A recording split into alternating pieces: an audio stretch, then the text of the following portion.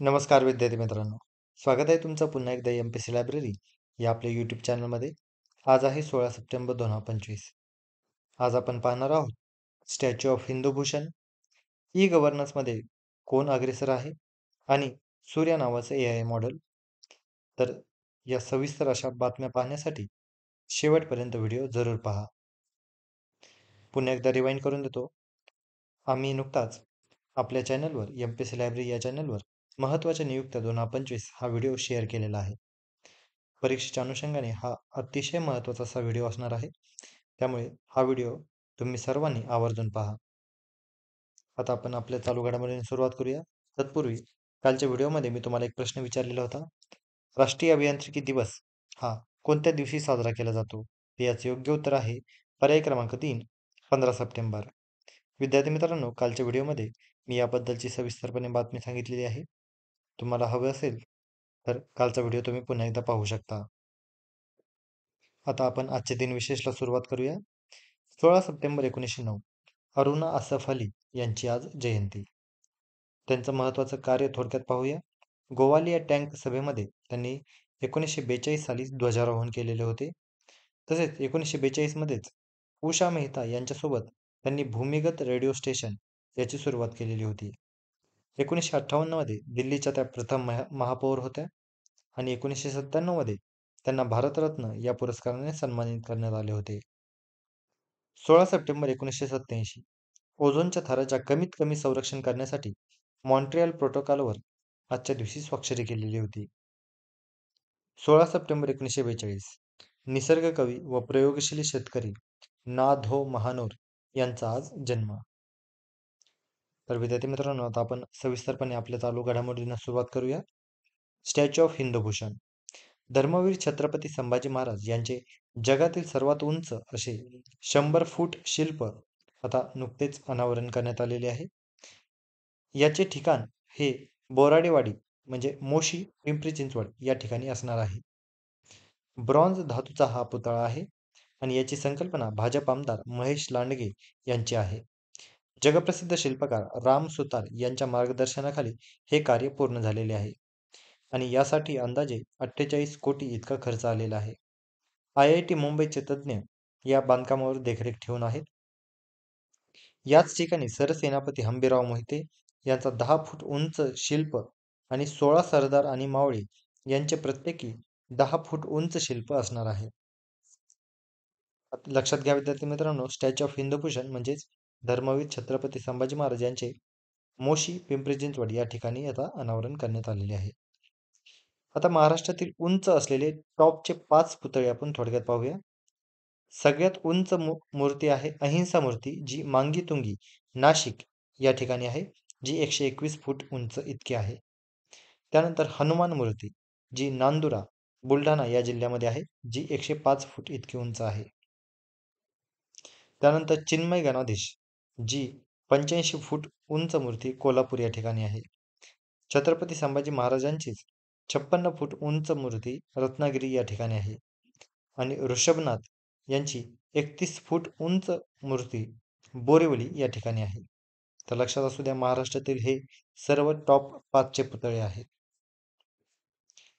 पुढची अतिशय महत्त्वाची बातमी म्हणजे सूर्या नावाचं AI मॉडेल. नासा आणि IBM या दोन्ही संस्थांनी मिळून सूर्या नावाचं एक अत्याधुनिक AI मॉडेल विकसित केलेले आहे.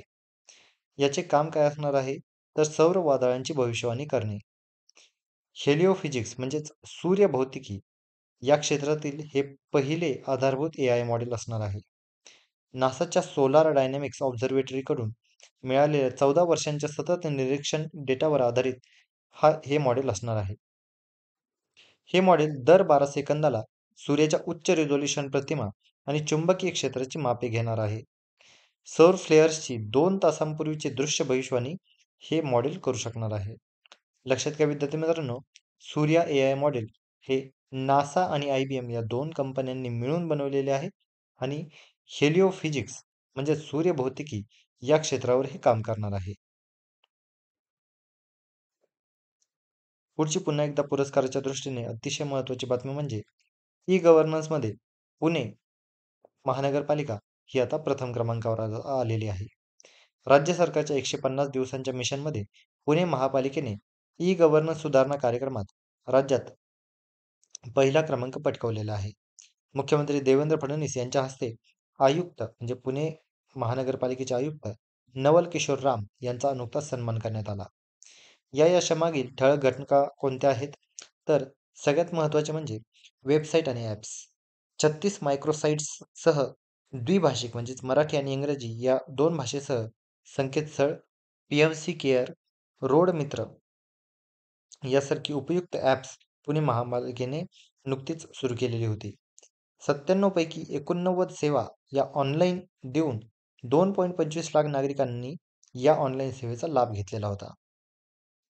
तसेच ॲप, व्हॉट्सॲप, सोशल मीडिया आणि आदी 10 माध्यमातून तक्रारी करत या तक्रारींचं निवारण देखील महानगरपालिकेने करण्यात केलेलं आहे. 1.15 लाख निवारण पूर्ण देखील झालेले आहे. 2,500 पेक्षा जास्त अधिकारी आणि कर्मचारी या ई ऑफिसचे वापरकर्ते आहेत.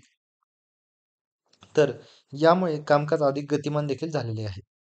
रोड ॲसेट मॅनेजमेंट व GIS आधारित इंटिग्रेटेड वर्क्स मॅनेजमेंट अशा पद्धतीचे प्रगत तंत्रज्ञान देखील या महानगरपालिकेने वापरलेले आहे. 500 प्रमुख निर्देशकांसह केंद्रीय डॅशबोर्ड आणि PMC स्पार्क वॉर रूम यामधून 50 प्रकल्पांचा नियमित आढावा देखील या डेटा ॲनालिटिक्सद्वारे घेण्यात आलेला होता. तसेच चॅटबॉटद्वारे सेवा, थकबाकी वसुली आणि तक्रारींचे स्मार्ट विश्लेषण याद्वारे AIचा वापर देखील या महानगरपालिकेने केलेला आहे. त्यामुळे लक्षात असू द्या, ई गव्हर्नन्समध्ये पुणे महानगरपालिका ही प्रथम आलेली आहे. पुढची भारताच्या दृष्टीने अतिशय महत्त्वाची बातमी म्हणजे 2025 मध्ये बुद्धिबळ विश्वचषक हा आता गोवा म्हणजे भारतामध्ये होणार आहे. याचा दिनांक 30 ऑक्टोबर ते 27 नोव्हेंबर 2025 या कालावधीमध्ये ही स्पर्धा होणार आहे. 206 खेळाडू यामध्ये सहभागी होणार आहेत आणि ही स्पर्धा 8 फेऱ्यांच्या बाद फेरीद्वारे खेळवली जाणार आहे. यामध्ये बक्षिसाची रक्कम ही $2 मिलियन म्हणजेच अंदाजे 20 कोटी रुपयांहून अधिक असणार आहे. फिडेचे सध्याचे अध्यक्ष आहेत अर्काडी दोरकोविच. यापूर्वी 2 वेळा भारतामध्ये ही स्पर्धा आयोजित करण्यात आलेली होती. 2000 मध्ये नवी दिल्ली येथे विश्वनाथन आनंद यांनी जी स्पर्धा जिंकलेली होती त्यावेळी ही स्पर्धा नवी दिल्ली या म्हणजे भारतामध्ये भरवण्यात आलेली होती. तर 2002 मध्ये हैदराबाद येथे ही स्पर्धा पुन्हा एकदा भरवण्यात आली आणि यावेळी देखील विश्वनाथन आनंद हे विजयी झाले होते.